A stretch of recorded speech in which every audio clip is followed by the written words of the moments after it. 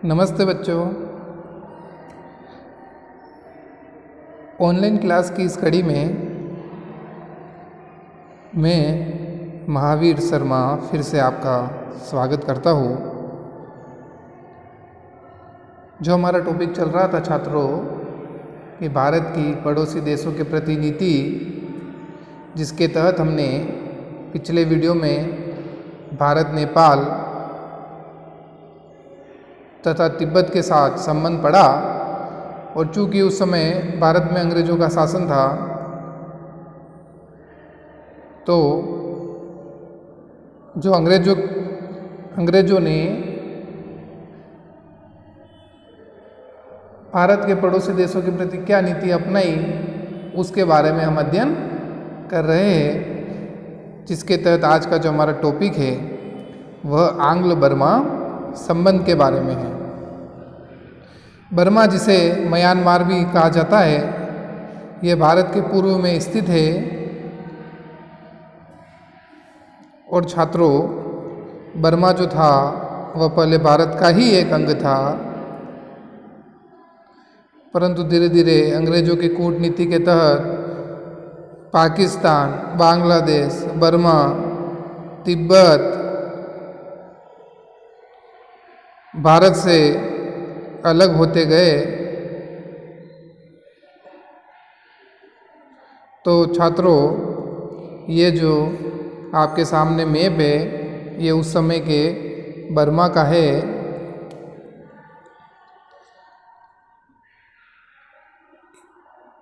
यहाँ पर ये जो देख रहे हैं आप, ये बंगाल की खाड़ी है। यहाँ पर हमारा इंडिया है।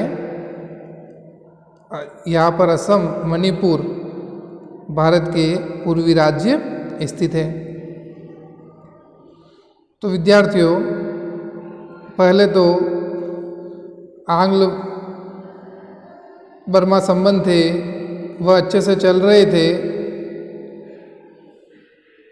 परंतु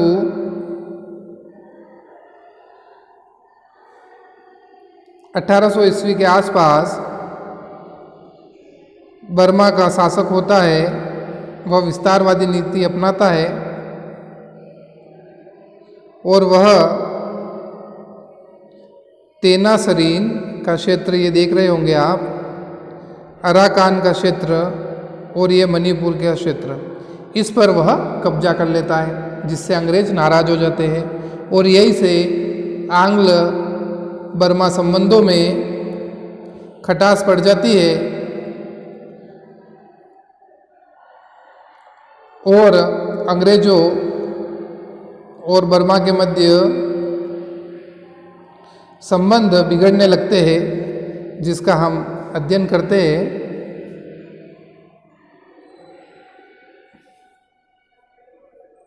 देखिएगा, आंग्ल बर्मा संबंध अंग्रेजों को बर्मा से 18वीं सदी के पूर्व तक किसी प्रकार का भय नहीं था, किंतु इसी सदी के उत्तरार्ध में जब बर्मा के राजा ने साम्राज्यवाद नीति अपनाना आरंभ कर दिया, तो दोनों के बीच संघर्ष अवश्यभावी हो गया। अब हम प्रथम आंग्ल बर्मा युद्ध के बारे में अध्ययन करते हैं। 1824 से 1826 ईस्वी तक के बीच ये युद्ध की घटनाएं घटित हुई थी। जैसा कि मैंने आपको पहले बताया था छात्रों कि बर्मा के राजा ने तेनासरीन, अराकान और मणिपुर को बर्मा के राजा ने जीत लिया, तो उसके राज्य की सीमाएं ब्रिटिश सीमाओं से मिल गई। इसी दौरान बर्मा के राजा ने अंग्रेजों से उन व्यक्तियों को सौंपने की मांग की जो बर्मा से भागकर अंग्रेजों की शरण में चले गए थे। अंग्रेजों के मना करने पर दोनों के बीच संबंधों में भयंकर कटुता उत्पन्न हो गई। अंततः जब बर्मा के राजा ने चटगांव स्थित शाहीपुर द्वीप पर अधिकार कर लिया, तो युद्ध प्रारंभ हो गया। इस युद्ध में बर्मा की हार हुई। उसके बाद 1826 ईस्वी में दोनों के बीच एक संधि होती है छात्रों, जिसको याडम्बू की संधि के नाम से जानते हैं। और यह संधि छात्रों 1826 ईस्वी में हुई थी। 24 फरवरी 1826 ईस्वी को कंपनी व बर्मा सरकार के बीच याडंबू की संधि हो गई।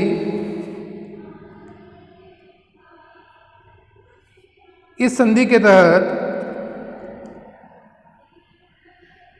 या इस संधि की जो मुख्य शर्तें थी वह निम्न थी कि याडंबू की संधि से बर्मा ने अराकान व तेनासरीन के प्रदेश अंग्रेजों को दे दिए। जैसा कि मैंने पहले मैप में बताया था आपको कि अराकान और तेनासरीन कहाँ पर स्थित है। फिर से इसको देख लीजिएगा आप कि तेनासरीन का क्षेत्र ये वाला था और अराकान का क्षेत्र ये वाला। तो याडंबू की संधि के तहत ये दोनों क्षेत्र अंग्रेजों को दे दिए गए और उन्हें युद्ध दंड के रूप में 1 करोड़ पौंड देने पड़े। बर्मा सरकार ने असम, कंछार और जयंतिया में किसी भी प्रकार का हस्तक्षेप करना स्वीकार नहीं किया। उन्हें मणिपुर राज्य की भी स्वतंत्रता स्वीकार करनी पड़ी। बर्मा ने रंगून में एक अंग्रेज रेजिडेंट एवं अंग्रेजों ने कलकत्ता में एक बर्मी दूत रखना स्वीकार किया।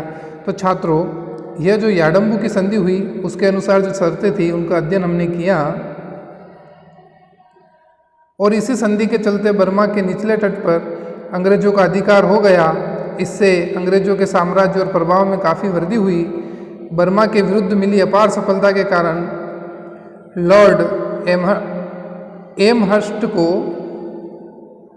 अर्ल ऑफ अराकान की उपाधि से अलंकृत किया गया।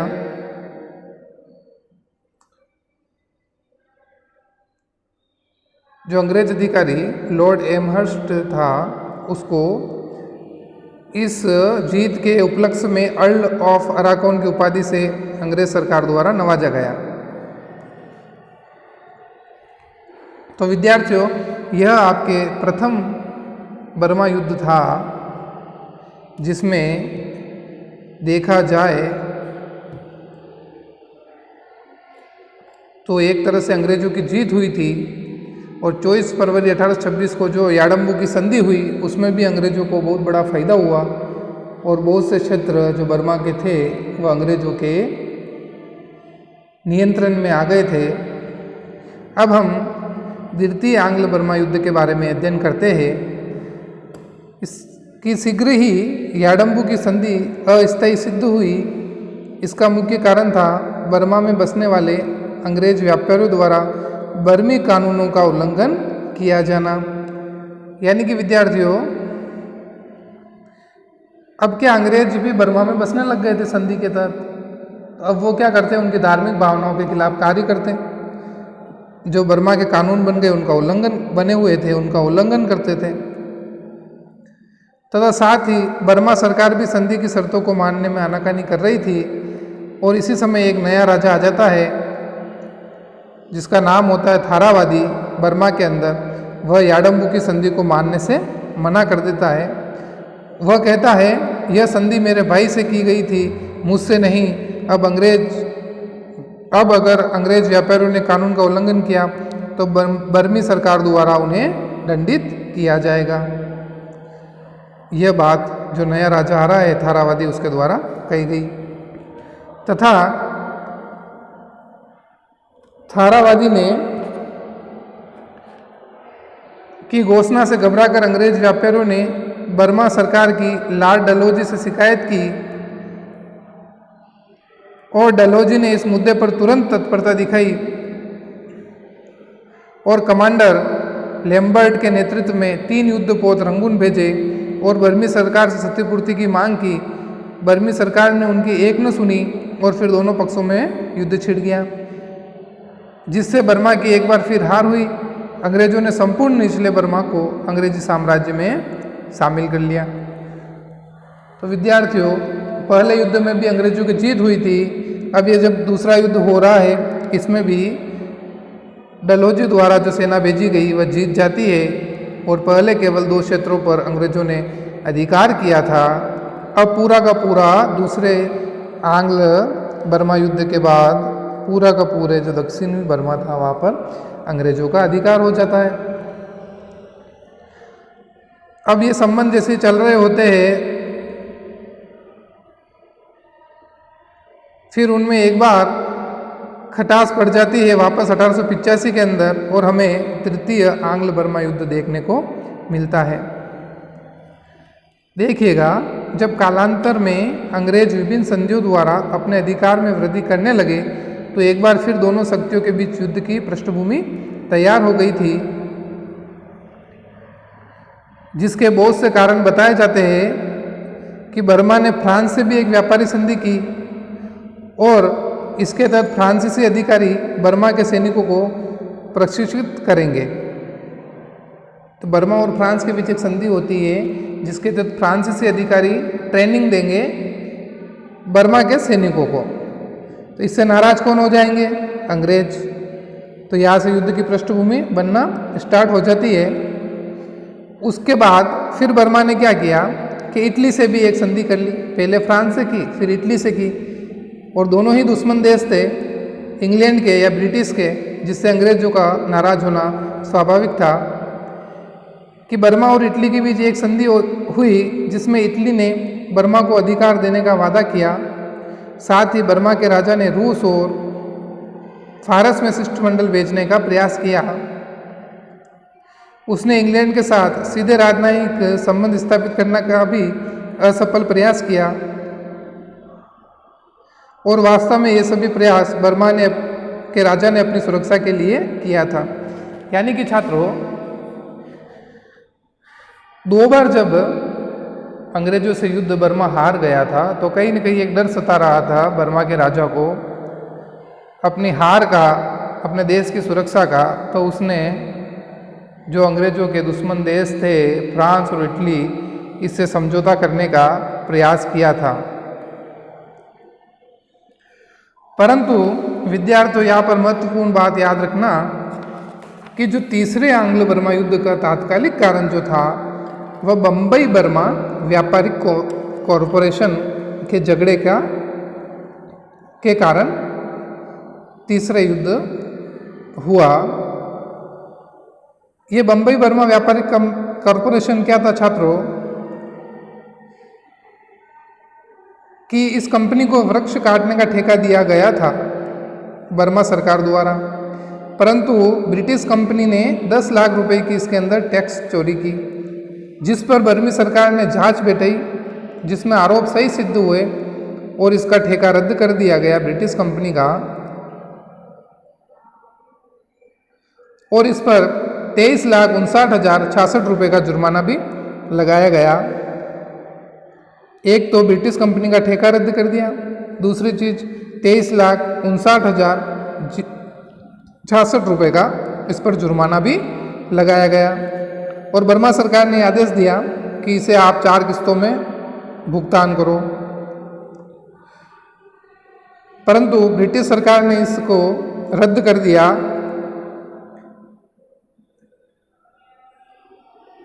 और सैन्य अभियान के द्वारा मात्र 2 महीने के भीतर ही अंग्रेजों ने बर्मा को जीत लिया। एक घोषणा द्वारा 1866 ईस्वी में बर्मा के संपूर्ण राज्यों को अंग्रेजी साम्राज्य में मिला लिया या शामिल कर लिया गया। अब क्या होता है, जब तीनों ही बार बर्मा युद्ध हार गया तो अंग्रेज सरकार ने घोषणा कर दी 1866 में, और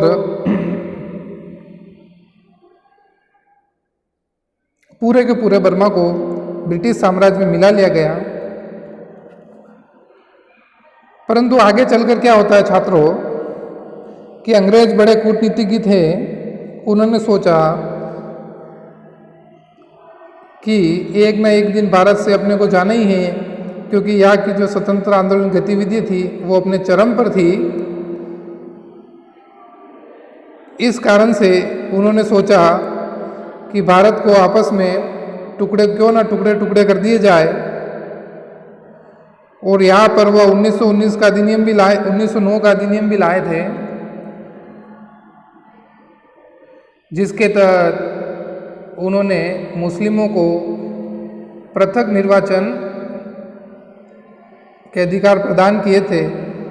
इस कारण से अंग्रेज भारत के अंदर जातिवाद का जहर भी घोल गए थे। और दूसरी तरफ पाकिस्तान, बांग्लादेश और बर्मा को भारत से अलग कर गए थे। तो बर्मा को तो अंग्रेजों द्वारा भारत सरकार अधिनियम 1935 के द्वारा ही स्वतंत्र घोषित कर दिया गया, जिससे 1935 से ही बर्मा भारत का अंग नहीं रहा। तो विद्यार्थियों, इस वीडियो के माध्यम से आपको आंग्ल बर्मा संबंध के बारे में जानकारी मिल गई होगी कि कैसे अंग्रेजों द्वारा भारत का जो पूर्वोत्तर क्षेत्र में स्थित बर्मा क्षेत्र था उसके साथ कैसे संबंध रहे, उसको कैसे पहले भारत के अंदर मिला लिया गया और बाद में अपनी कूटनीति के तहत उसको भारत सरकार अधिनियम 1935 के तहत बर्मा को स्वतंत्र घोषित कर दिया गया।